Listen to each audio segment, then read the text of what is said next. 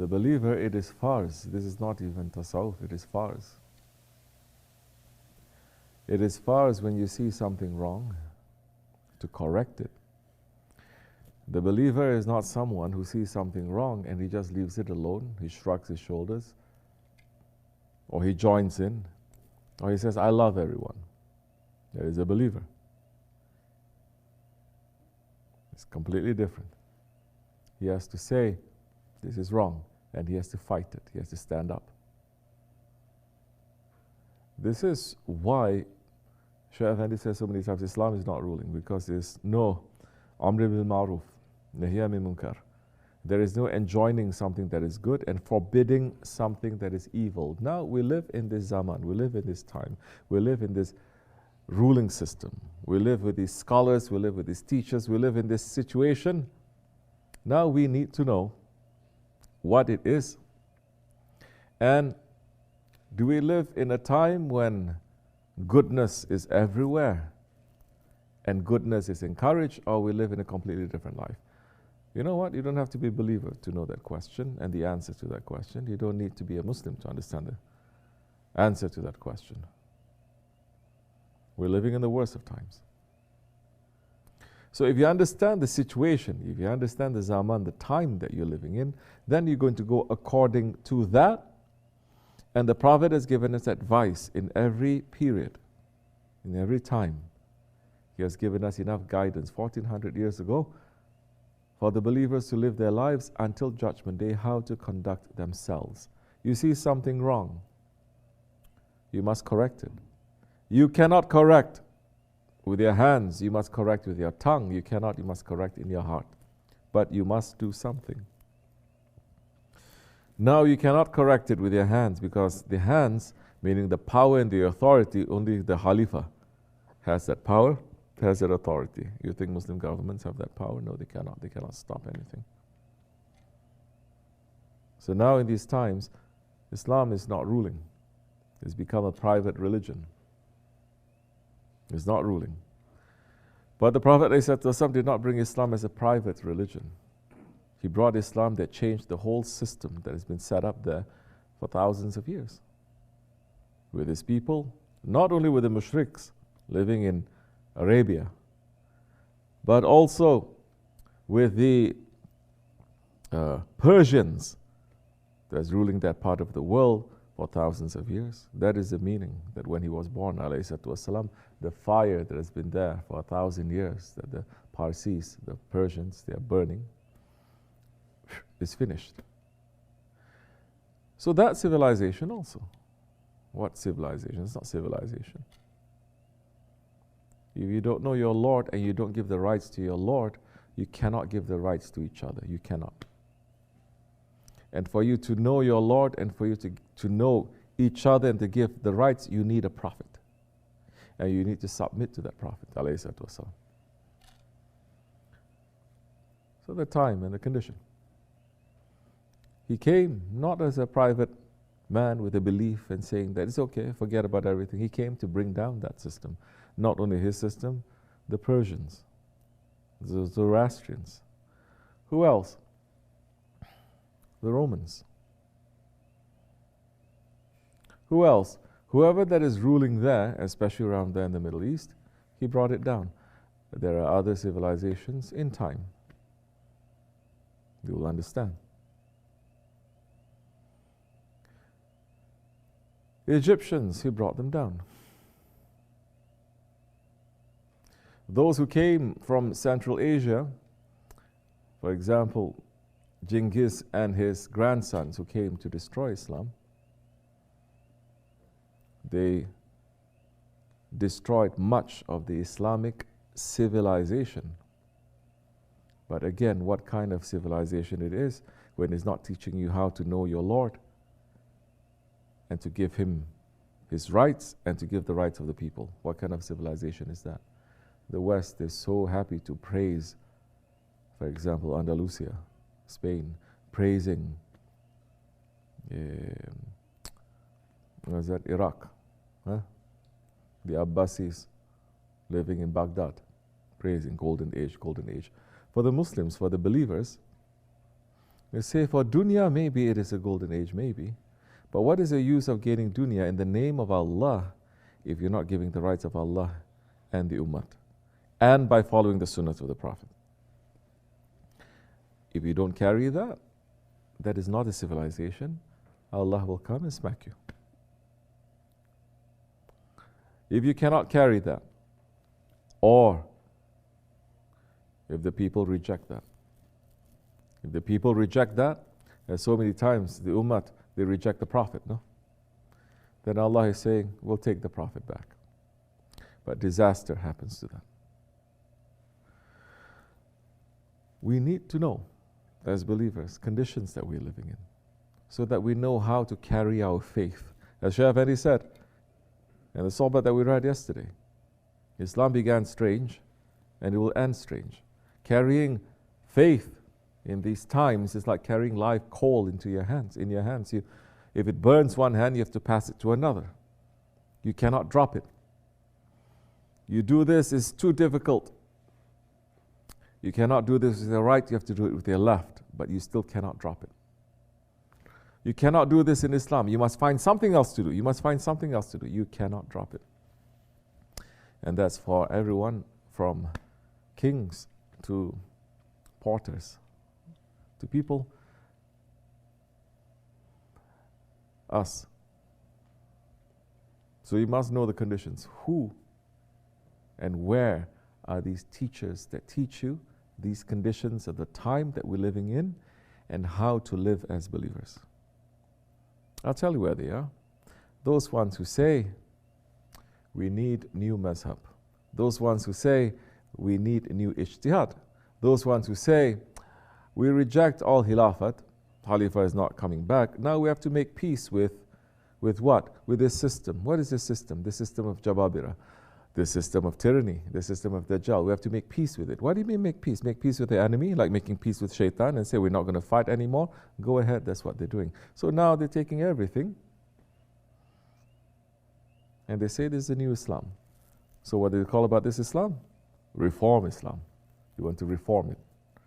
They're doing it. Don't think just because Shaykh Efendi has been saying it for years or a little bit. No. Huge amounts of resources and people and money and everything is pumped to change this. He's just saying. Because they say it's still a threat. What is a threat? Islam. Islam in the hands of rightly guided leaders, they are a threat. So remove all the leaders. When you remove the rightly guided leaders, you cannot obey the Prophet. You cannot obey Allah because Allah has set that protocol. Obey Allah, obey His Prophet, and obey the rightly guided leaders. So remove that. So now we have wrongly guided leaders. So it is very difficult to reach the Prophet ﷺ and his wisdom and his mercy. How are we going to reach to Allah subhanahu wa ta'ala? So now Islam is not ruling. People are having private religion and they pick and choose what they want. These times, as the Prophet said, is a time of biting tyranny. People have become more and more selfish because they learn only to take care of themselves. Anything that happens, they say, is nothing to do with us. Everyone is asking for unity.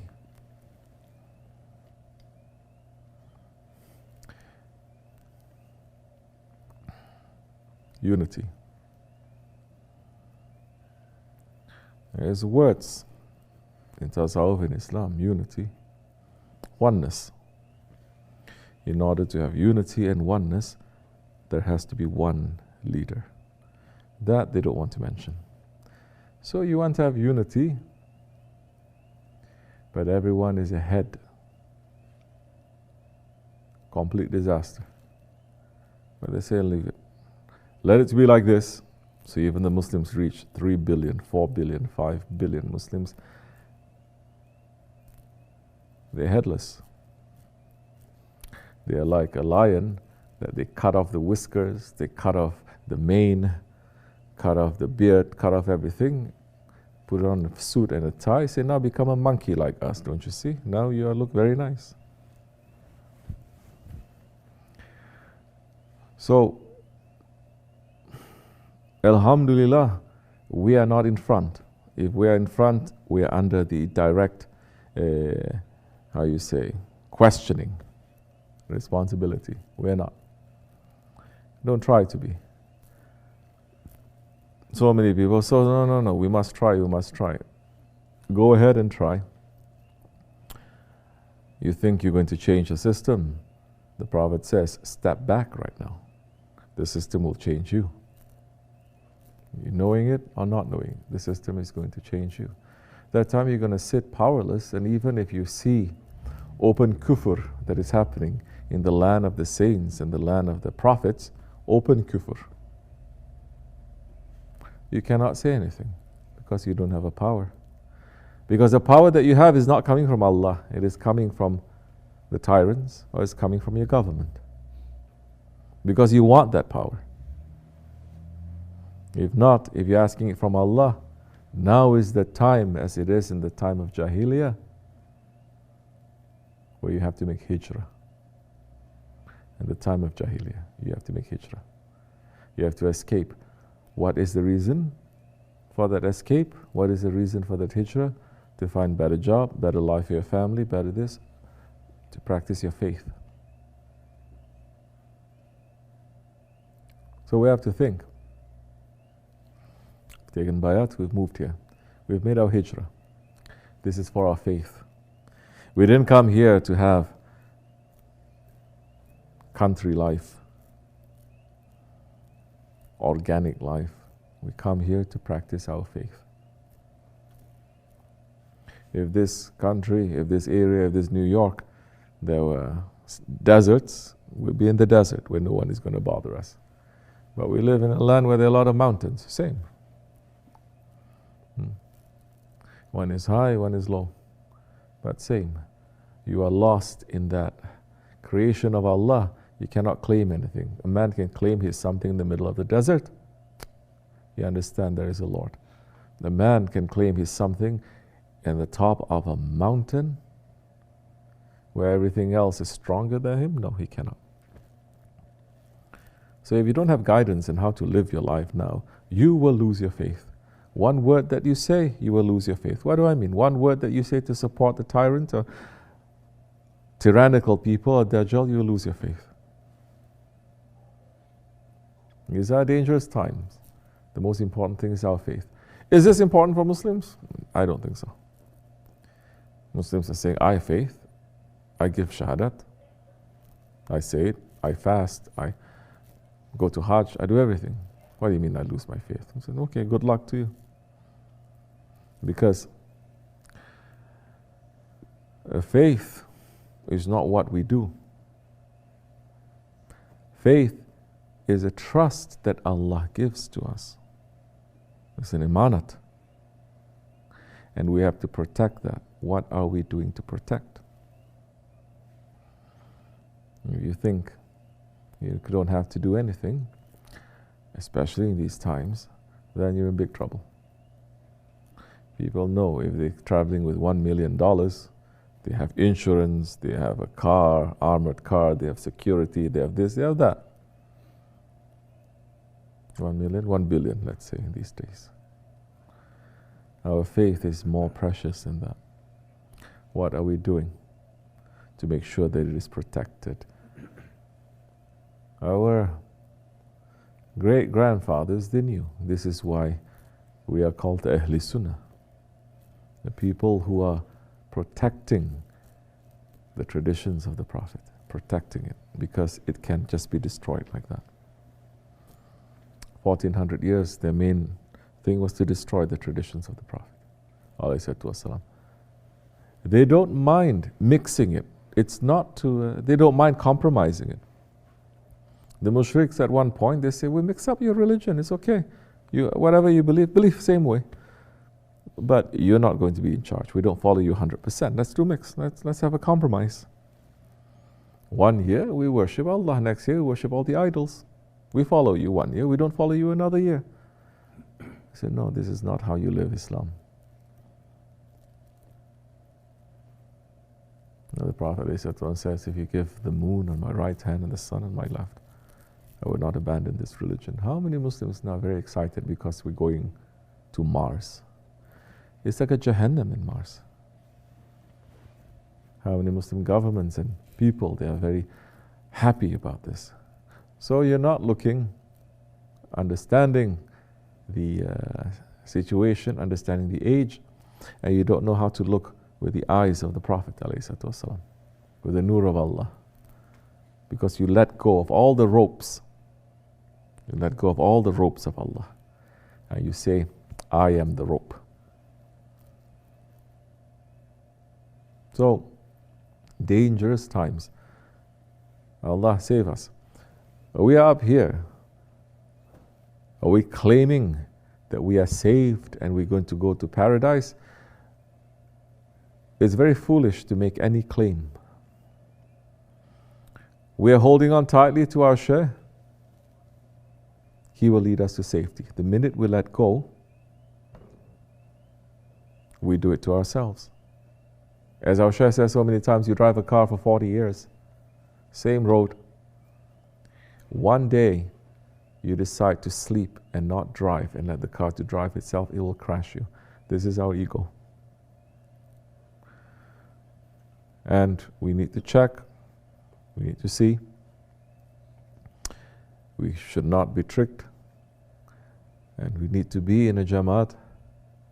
And we need to observe holy days and nights together to worship. We need to hold on strongly to each other, inshallah Rahman. Then that time the Rahmat comes. It will be a little bit easier. Because if you're alone, it's difficult, yes. Being in Jamaat has its own difficulties too. People, sometimes people, they are crying because they say, we're very far away from you, please, please, please. I said, okay. Same thing with Shaykh Efendi one time. He's saying to me, these ones, they're crying, they want to come here. And Shaykh Efendi says, why you want to come? No, I want to be with you, I want to serve you, I want to do this, I want to do that. Shaykh Efendi says, you come here, then later you're going to get bored too. Then later you're going to leave and you're going to curse at us. If you're coming here to worship, you will hold on to it. If you're coming here for something else, then after a while you will get bored. You're not going to see the point. May Allah keep us strong, inshallah, in this way, dunya and akhirat, and to forgive all our weakness, to forgive all our wrong thinkings and wrong actions in the past few months that has entered. May Allah accept our weak service, inshallah, for the sake of our Shaykh. And may He open the way for us, for Ramadan, to become better, to worship better, to fast better, to become better believers for Allah and His Prophet, and for our Shaykh, for each other. For us to be strong if we are tested, and not bring us to the test, Ya Rabbi. For more protection in every way, physically and spiritually, in every way, for us and for the Jamaat and for the believers. And for us to have the power and the strength to continue this mission of our Shaykh until we die, and to make it better every day, every week, every month, and every year until we die. May Allah give us the power, inshallah, to understand the tricks and the traps of our ego and to defeat it. May Allah not let us to become fools, to be fooled, and to have fools around us. May Allah make us to become more intelligent, inshallah, and more sincere and more simple and more happy with Him. May Allah bring down the tyrants. May Allah open the way for the believers to come together. And may Allah send SahibulSaif and SahibulZaman soon, inshallah. May Allah forgive me and bless you. Al-Fatiha. Amin. Assalamu alaikum wa rahmatullah. Okay.